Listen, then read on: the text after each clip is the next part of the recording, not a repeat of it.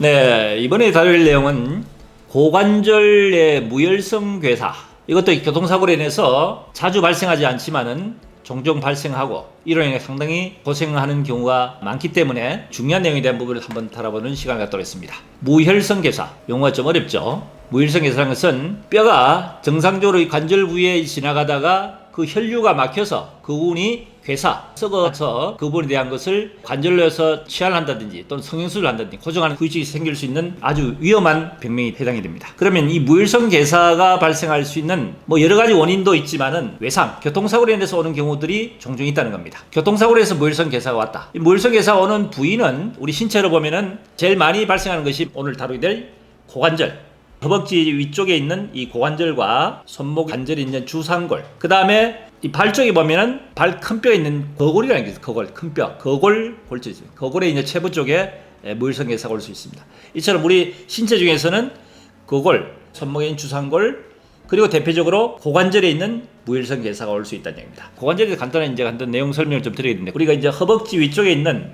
이 큰 뼈를 대퇴골이라고 그러죠. 대퇴골과 대퇴골의 안쪽에 있는 골두, 이 보시면은 이 둥근 모양의 골두가 있습니다. 이것이 골반을 감싸고 있는 이 관절, 이걸 비구부 또는 관골구라 합니다. 이 관골구에 있는 이 움푸한 부분과 대퇴골에 있는 머리, 골두가 이렇게 맞물려서 이루어진 이것이 고관절이랍니다. 그래서 이제 이렇게 움직일 수 있는 형태의 운동이 가능하겠죠. 고관절을 둘러싸고 있는 뼈를 간단히 살펴볼 필요가 있는데, 우선 첫 번째는 여기 보시면은 툭 튀어나온 뼈가 있죠. 이것을 대퇴골두라 그럽니다. 머리 두자에 대퇴골두라 그러고, 대퇴골에 있는 맨 위쪽에 보면은 대퇴골두하고 움푹 파인 그 옆에 조금 이 비쳐 나온 이 부위가 있습니다. 이것을 전자부골절입니다. 그래서 전자부골절 중에서 전자간골절과 전자하부골절이 있고, 그 다음에 대퇴골두와 전자부골절의 사이 있는 움푹 들어간 부분,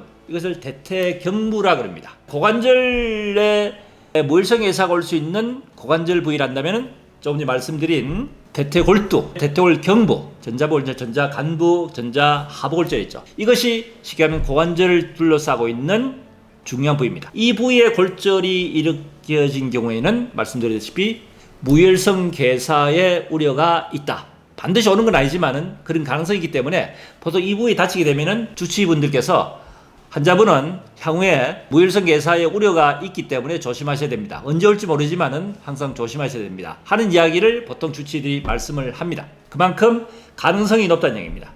자, 그럼 무혈성 괴사가 오면은 어떤 치료와 수술적 요법을 피하느냐? 일단 무혈성 괴사가 왔다면은 이 부위가 일단 다쳤다면은 무혈성 괴사의 우려가 있다는 거죠.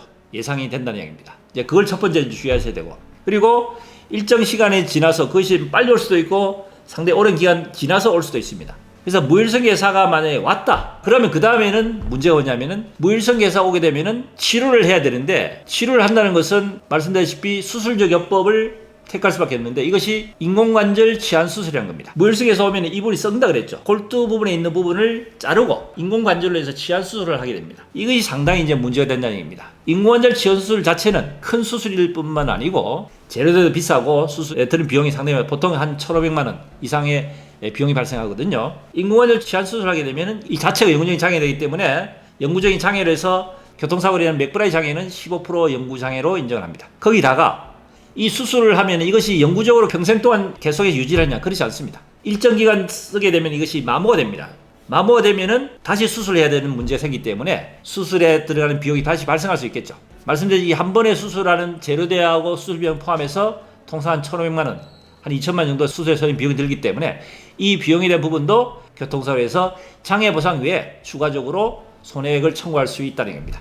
근데 이 수술의 비용 자체는 환자의 나이라든지 환자의 어떤 다리 구조라든지 또 여러 가지 요인을 감안해서, 예전에는 보통 한 10년에 한 번씩 관절 치환 수술을 했지만은 지금은 상당히 좋은 재료로 많이 개발되는 바람에 요즘은 15년, 심지어 20년, 경우에 따라서는 평생 이 수술을 계속 유지해서 사용할 수 있는 그런 상황까지 왔습니다. 통상적으로 한 15년에서 20년 정도 되면은 재수술을 해야 된다.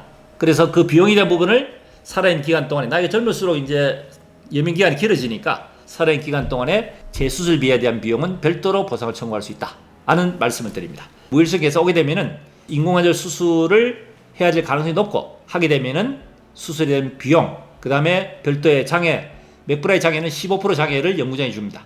연구장애 외에 수술에 대한 비용 자체를 별도 청구할 수 있다 하는 내용을 말씀드립니다. 자, 그렇다면 만약에 교통사고 이런 환자가 발생했다 하면은 수술하게 되면 당연히 수술에 대한 비용에 대한 부분을 청구해서 할 수 있지만은, 무혈증에서는 왔는데 수술을 언제 될지 모르는 이런 상황에서 만약에 합의를 해야 되는 어떻게 되는 문제 생겼죠.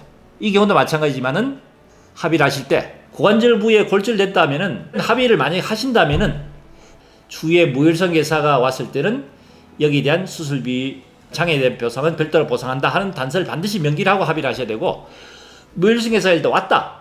근데 수술 언제 해야 될지 모른다. 이 경우도 마찬가지입니다. 추후에 수술이 필요한 경우에 반드시 수술에 대한 비용과 장애에 대한 보상을 별도로 한다 하는 합의서의 단서 명기를 하고 반드시 합의를 하셔야 된다 하는 내용을 말씀드립니다. 네, 도움이 되었으면 구독, 좋아요, 알림 설정 부탁드립니다.